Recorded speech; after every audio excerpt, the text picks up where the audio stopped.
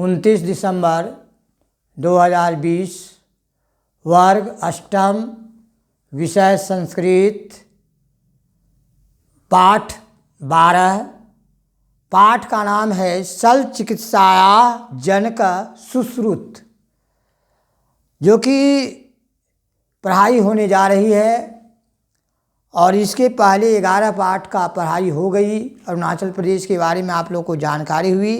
आज शल्य चिकित्सक के जो पिता हैं, जनक हैं, सुश्रुत जी के बारे में, एक ऐसे महान वैज्ञानिक के बारे में आप लोग जानकारी प्राप्त करेंगे। आप लोग किताब निकालिए, पेज नंबर 85, 86 को देखिए किताब को, और उसको शब्दार्थ जो भी है लिखा हुआ इसमें हम जो है लिखाए हैं, ब्लैक बोर्ड पर थोड़ा लिख दिए हैं, उसको लिख लीजिए। और आपका काम है फेयर कर लीजिए इसको।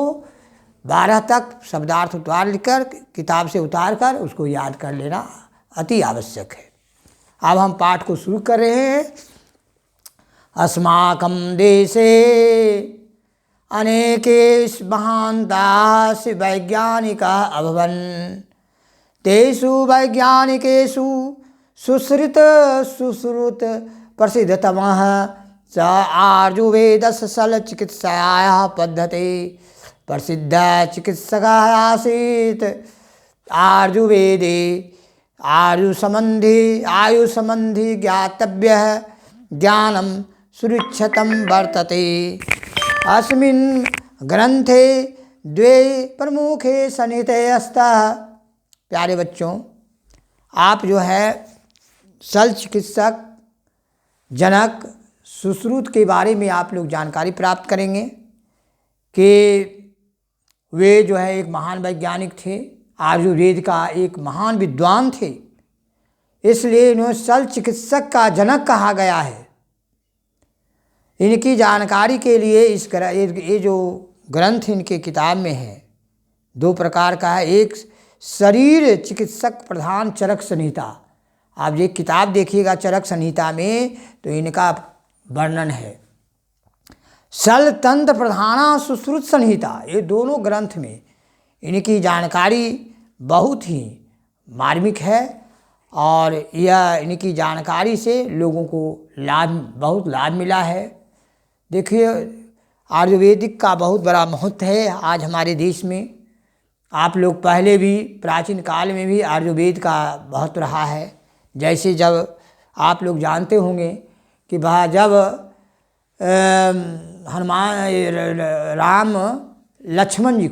जब लक्ष्मण जी को शक्तिवान लगा था मेघनाथ जी के द्वारा, तो वही धौलागिरी पर्वत पर बजरंगबली गए हनुमान जी, और वहाँ से सजीवन बूटी लाए। और कोई दवाई काम नहीं कर सकता था, सजीवन बूटी के सिवा और कोई दवाई फायदा नहीं कर सकता था।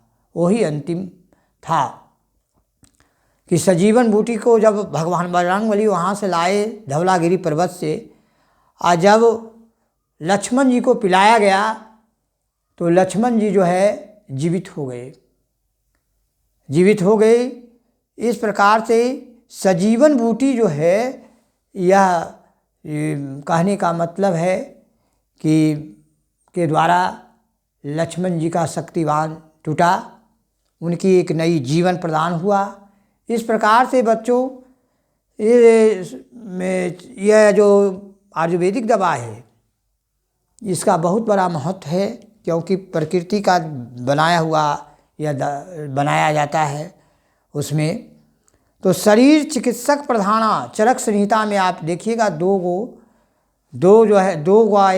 इनका ग्रंथ है जो कि अध्ययन किए हैं। सुश्रुत आयुर्वेद शल्य चिकित्सा जनक आसीत।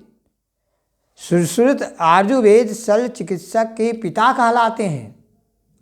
तस् जन्म षष्ठया शताब्दीय वाराणसी अभवत। उनकी 6ठी शताब्दी में बनारस में इनका जन्म हुआ था। शल्य चिकित्सा ज्ञानम स वाराणसम नरेशात दिवसात प्राप्नोत।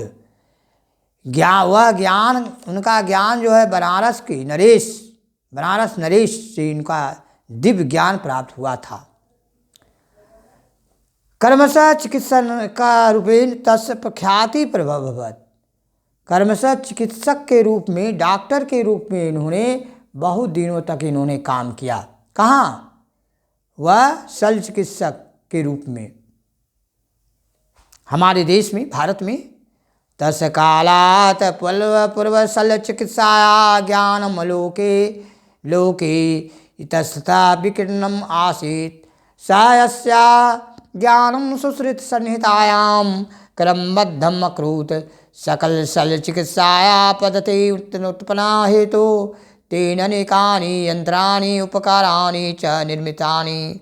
इस प्रकार से बच्चों का आप जब सुश्रुत महोदय का उनको जब एक ग्रंथ देखेंगे तो बहुत से इन्होंने यंत्र का, ऐसा ऐसा यंत्र का इन्होंने आविष्कार किए जिससे कि शरीर के जितने भी ढांचा हैं, जो कोई भी बीमारी हो, वह दवाएं उनके, वह दवा लिखा हुआ है, आप खा लीजिए और तुरंत स्वस्थ हो जाइएगा।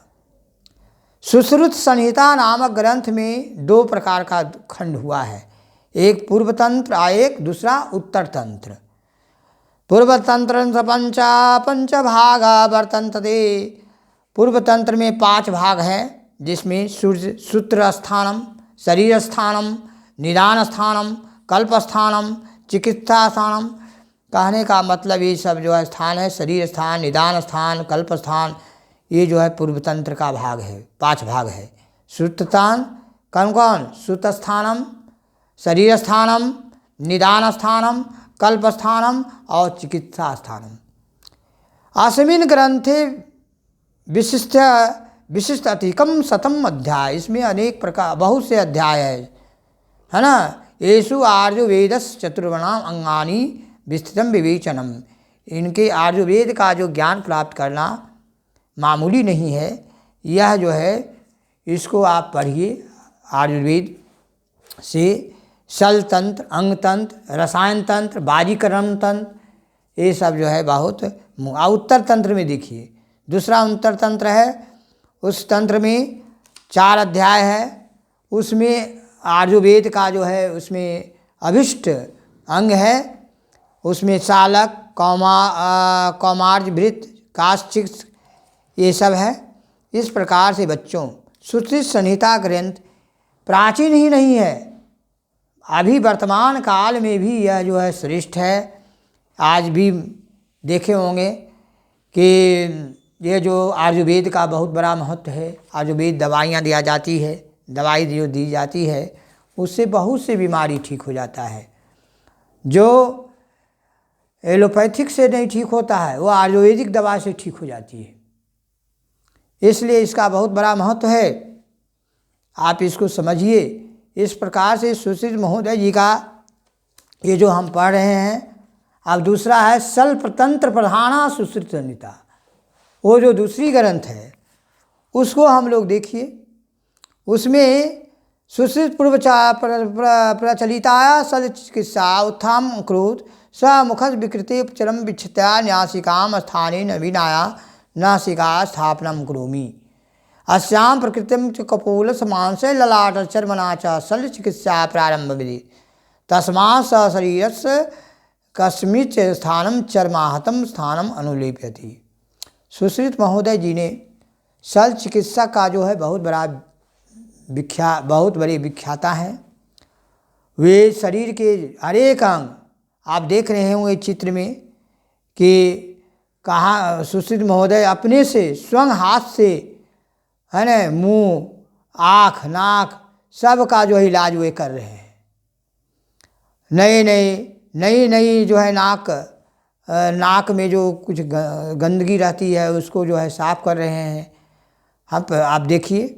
अस्याम प्रकृता सा कपोलस मांस ललाट, उनके शरीर के जितने भी अंग हैं सबों को वो देख माने वो चिकित्सक हैं, सब हर एक बीमारी का वो इलाज करते हैं। इस प्रकार से बच्चों सुश्रुत महोदय जी जो है आज के समय में उनको एक योग शिक्षक भी थे और एक आप योग चिकित्सक भी कहेंगे। शिक्षक और चिकित्सक है ना, दोनों थे। इस प्रकार से सुश्रुत महोदय वह शिष्यान कथयत, एक शिष्य ने कहा था, स एवं योग चिकित्सक स यह सिद्धांत अभ्यासो पारंगतः, कि आज हम जो है शल्य चिकित्सक जो सुश्रुत महोदय जी हैं, एक महान विद्वान, और हम लोग जो हैं उनसे प्रेरणा ग्रहण करना चाहिए। आज हम आप लोग बच्चे हैं, आप लोगों को भी उनसे प्रेरणा ग्रहण कीजिए कि आप लोग भी जो है प्रतिभाशाली बनिए। आप भी जो है आयुर्वेद विज्ञान को पढ़िए, आप भी महान डॉक्टर बनिए, महान चिकित्सक